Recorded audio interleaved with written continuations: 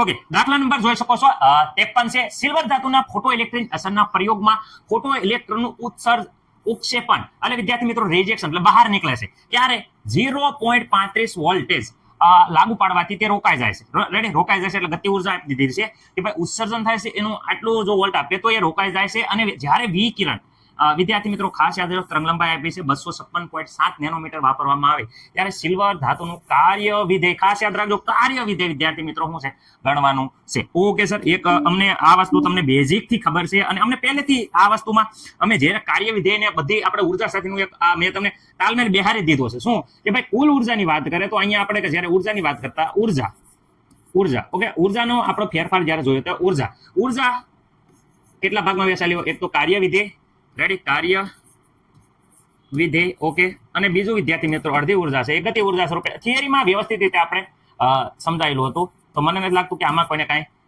Problem હોય. ગતિ ઉર્જા જ્યારે આપણે ગતિ ઉર્જા આ આપેલી છે, ઓકે, જો આ આપેલી ને છે જો ઉત્ક્ષેપણ રિજેક્શન આ ગતિ ઉર્જા આપેલી છે તો વિદ્યાર્થી ઇલેક્ટ્રોનનું ઉત્સર્જન થાય છે એટલે ગતિ ઉર્જા કહેવાય. આ કાર્ય વિધેય ગોતવાનું છે તો કાર્ય વિધેય વિદ્યાર્થી મિત્રો આ બાજુ રાખીએ, કાર્ય વિધેય બરાબર શું થઈ જાય કે ભાઈ આ ગતિ ઉર્જા સામેની સાઈડમાં થાય તો જે ઉર્જા છે વિદ્યાર્થી મિત્રો એ ઉર્જામાંથી આપણે ગતિ ઉર્જા બાદ કરી નાખો. ગતિ ઉર્જા વિદ્યાર્થી મિત્રો બાદ કરી નાખો તો આપણને મને નથી લાગતું કે કોઈને આ પ્રોબ્લેમ હોય. સર આ ઉર્જા ક્યાં ગણવાની? ઉર્જા હાટું નેનોમીટર તરંગ લંબાઈ આપી છે તો અહીંયા જોઈ શકો છો આપણે તરંગ લંબાઈ. સર તરંગ લંબાઈ કેટલી આપી છે? તો આ તરંગ લંબાઈ આપી છે તમે જોઈ શકો 256.7 नैनोमीटर. सर नैनोमीटर जब भी आएगा हमें पता है क्या पता है 256.7 ગુણ્યા નેનોમીટર નું મીટર 10⁻⁹ કોઈ જિંદગીમાં અમે નહીં ભૂલવી સર. નેનોમીટર નું થઈ જાય મીટરમાં. રેડી, ઓકે, આ આવી ગઈ તરંગ લંબાઈ. ઓકે સર, તરંગ લંબાઈ આવી ગઈ છે. તો વિદ્યાર્થી મિત્રો હવે આપણે ઉર્જા ગણવાની છે. ઉર્જાનું સૂત્ર તો સર આ પ્રકારે હતું, E = શું હતું? hv. પણ સર v = તમને ખબર છે c/લેમ્બડા અને લેમ્બડા અહીંયા આપેલું છે તો આ સૂત્ર વાપરવાનું.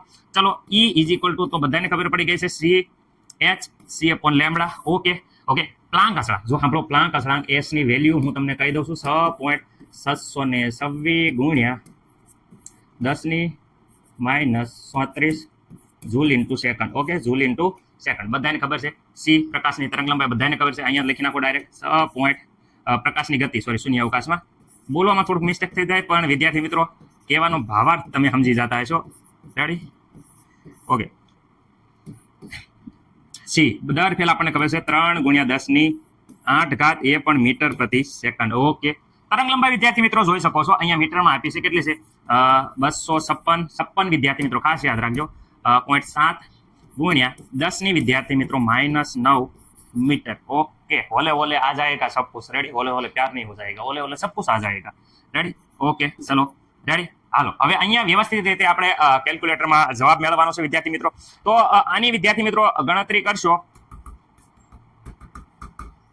તો વિદ્યાર્થી મિત્રો 7.74 જવાબ આવે છે.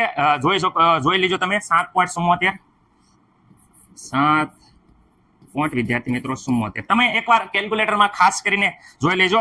મારે આ રીતે જવાબ આવે છે. ઓકે, 9 અને 8 વિદ્યાર્થી મિત્રો દર ફેલ આપણે આવે છે. બધાને ખબર છે કે આ આવે છે 17 ઘાત 17 માંથી 34 જાય તો વિદ્યાર્થી મિત્રો બધાને ખબર છે કે 17 દુ 34 થાય એટલે -17 વિદ્યાર્થી મિત્રો વધે છે. એ પણ વિદ્યાર્થી મિત્રો મીટર વહી જાય છે, સેકન્ડ વહી જાય છે અને અહીંયા આવે છે જૂલમાં. ઓકે, આટલા એનર્જી આવી જૂલમાં. પરંતુ વિદ્યાર્થી મિત્રો આ જૂલમાં આવ્યું.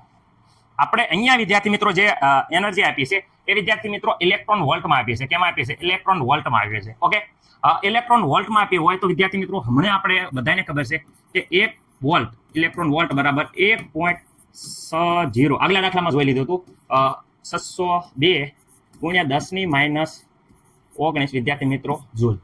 તો આને આપણે કન્વર્ટ કરવું હોય તો અહીંયા વિદ્યાર્થી મિત્રો જ્યારે આપણે કન્વર્ઝેશન કરવું હોય તો અહીંયા છેદમાં આપણે લખવું પડશે 1.602 ગુણ્યા 10 વિદ્યાર્થી મિત્રો કેટલી ઘાત થઈ જાય છે? -19 એ પણ જૂલ. રેડી, ઓકે, જૂલનો આપણે ઇલેક્ટ્રોન વોલ્ટમાં ફેરવાઈશું એટલે વિદ્યાર્થી મિત્રો અહીંયા જે જવાબ આવશે એ આપણો જવાબ હશે. જરા કેલ્ક્યુલેટરમાં વ્યવસ્થિત રીતે આપણે ગણતરી કરીએ તો વિદ્યાર્થી મિત્રો મને નથી લાગતું કે કોઈને પણ આમાં પ્રોબ્લેમ હોય. રેડી, 4 સમથિંગ આવે છે ઘાત બાદ. ઓકે, થોડુંક વ્યવસ્થિત રીતે વિદ્યાર્થી મિત્રો આપણે કરી નાખશું, તો મને નથી લાગતું કે કંઈ અહીંયા પ્રોબ્લેમ હોય.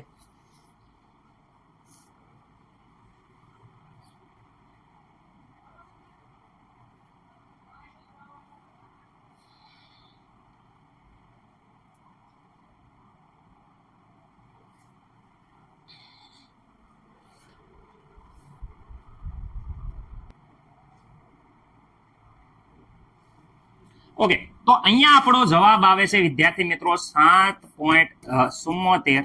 ઘાતનું થોડુંક સેટલમેન્ટ આપણે કરી દીધું છે, એટલે અહીંયા 10 ની ડાયરેક્ટ હું લખી દઉં છું 19 ઘાત જૂલ. ઓકે, તમે જોઈ લેજો. રેડી? વ્યવસ્થિત ગણતરી કરશો એટલે આ જવાબ આવે છે. મેં ડાયરેક્ટ થોડુંક લખી દીધો છે, આપણે ઉતાવળ થોડીક રહે એટલે. ઓકે સર, હવે અહીંયા જૂલ છે, આ અહીંયા વોટ ઇલેક્ટ્રોન વોલ્ટમાં આપ્યું છે. જો અહીંયા જોઈ શકો છો ઇલેક્ટ્રોન વોલ્ટમાં આપ્યું છે, વી એટલે ઇલેક્ટ્રોન વોલ્ટમાં આપ્યું છે. તો 1 ઇલેક્ટ્રોન વોલ્ટ બરાબર બધાને ખબર છે, આટલામાં જોઈ ગયા હતા.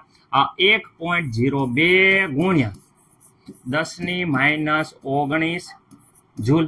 ઓકે સર, તો અહીંયા શું કરો? તો વિદ્યાર્થી મિત્રો આને આપણે ઇલેક્ટ્રોન વોલ્ટમાં ફેરવવું હોય તો અહીંયા વિદ્યાર્થી મિત્રો 1.602 ગુણ્યા 10 વિદ્યાર્થી મિત્રો -19 જૂલ. હવે વિદ્યાર્થી મિત્રો વ્યવસ્થિત રીતે અહીંયા આપણે ભાગાકાર કરશો તો જોઈ શકો છો 19 ઘાત વહી જશે, જતી રહેશે. અને આનો આપણો કેલ્ક્યુલેટરમાં વ્યવસ્થિત રીતે બધું સાદુરૂપ ઘાત અને બધું સાદુરૂપ આપ્યા પછી વિદ્યાર્થી મિત્રો અહીંયા આપણો જવાબ આવે છે, તમે જોઈ શકો છો અહીંયા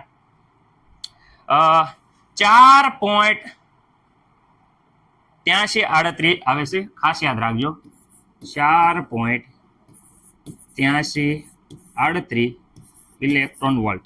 વિદ્યાર્થી મિત્રો આ ટેક્સ્ટ બુકમાંથી મેં લખ્યો છે, જરાક તમે ગણતરી કરીને જોઈ જોઈજો આ પ્રમાણે આવે છે કે નહીં. ઓકે, હવે વિદ્યાર્થી મિત્રો અહીંયા જે વસ્તુ આપેલી છે કાર્ય વિધેય. ઓકે, હવે અહીંયા ઉર્જા જો, ઉર્જા વિદ્યાર્થી મિત્રો આપણને મળી ગઈ છે. અહીંયા જો કેટલી છે 4 પોઈન્ટ વિદ્યાર્થી મિત્રો જોઈ શકો છો 8338. ઓકે સર, માઇનસ ગતિજ ઉર્જા જે વિદ્યાર્થી મિત્રો અહીંયા ઉત્સર્જિત થવા માટે જે ઉર્જા છે એ અહીંયા આપી છે 0. વિદ્યાર્થી મિત્રો 35 ઇલેક્ટ્રોન વોલ્ટ. ઓકે, આ ઇલેક્ટ્રોન વોલ્ટ ઇલેક્ટ્રોન 2 છે એ વિદ્યાર્થી મિત્રો ઇલેક્ટ્રોન વોલ્ટમાં છે. અને ગણતરી પણ આપણે જવાબ પણ સિલ્વર ધાતુનું કાર્ય વિધેય છે ગણવાનું હતું, એ પણ ઇલેક્ટ્રોન વોલ્ટમાં જ ગણવાનું હતું. નો ગણવાનું હોય તો વિદ્યાર્થી મિત્રો તમે ઇલેક્ટ્રોન વોલ્ટ અહીંયા ભાગશો નહીં, બે ઝૂલમાં લેશો તો જવાબ તમારો ઝૂલમાં આવશે.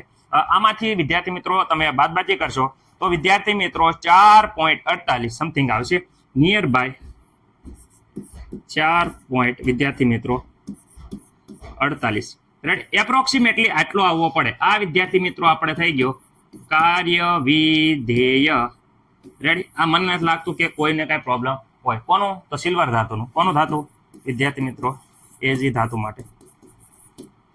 રેડી? આ આપણો જવાબ છે. જરાક અને એકમ ખાસ યાદ રાખજો વિદ્યાર્થી મિત્રો, એકમ છે આનો ઇલેક્ટ્રોન વોલ્ટ. ખાસ ભૂલવાનું નથી, કારણ કે ઇલેક્ટ્રોન વોલ્ટમાં આપણે ટેક્સ્ટ બુકની પાછળ આ પ્રમાણે જવાબ છે એટલે મેં ઇલેક્ટ્રોન વોલ્ટમાં લીધું છે. તમારા ટીચર ઝૂલમાં ગણતરી કરતા હોય તો ઝૂલમાં લાવી દેજો. ગણતરી ગમે એ રીતે કરો, દાખલો તમારો હાસો પડશે, કારણ કે જો ઝૂલમાં પણ ગણતરી ઇલેક્ટ્રોન વોલ્ટમાં ફેરવાની જરૂર નથી. ઝૂલમાં ફેરવી દો પછી લાસ્ટમાં ઇલેક્ટ્રોન વોલ્ટમાં ફેરવો તોય વાંધો નહીં. એટલે ગણિત છે, ગણિતના કેટલા પ્રકારે ગણાય તમને સારો લાગે એ પ્રમાણે ગણો મારા ભાઈ. રેડી? મોજ કરો. રેડી? બધી રીતે જવાબ હાસો લાવવો પડે. જવાબ લાવી દો ગમે એમ કરીને, કહેવાય કે ગોળ ગોળ ફેરીને જવાબ રેડી આવવો પડે. રેડી? ભારત માતાની જય. ચલો ગણી નાખો.